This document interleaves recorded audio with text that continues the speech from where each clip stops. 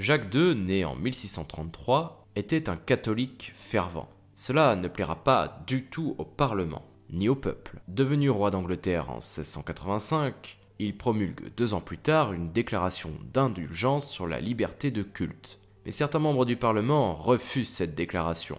Et l'année suivante, ils destituent Jacques II et font venir en Angleterre Marie, la fille de Jacques II, ainsi que son gendre Guillaume III d'Orange, en Angleterre. Ils seront tous deux placés sur le trône, et Jacques II devra fuir en France. Il mourra finalement d'une hémorragie cérébrale le 16 septembre 1701 à 67 ans. Marie II était la fille de Jacques II. Née en 1662, elle avait épousé Guillaume III d'Orange, qui lui était de 12 ans son aîné. Durant leur règne, ils passèrent beaucoup de temps à lutter contre les soulèvements des Jacobites en Irlande et surtout en Écosse. Les Jacobites étaient des catholiques qui se révoltaient régulièrement.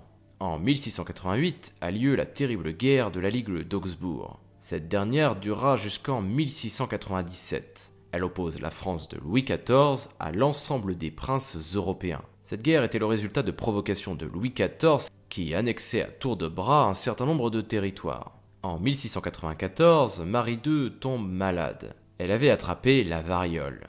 Elle mourra finalement le 28 décembre à l'âge de 32 ans. Son mari continuera à régner. En 1697, c'est la fin de la guerre de la Ligue d'Augsbourg, qui oblige Louis XIV à faire de lourdes concessions. Mais ce dernier ne se laisse pas faire, et le roi de France reconnaît publiquement en 1701 Jacques-François Stuart, le fils de Jacques II, comme légitime roi d'Angleterre, ce qui va faire enrager Guillaume III.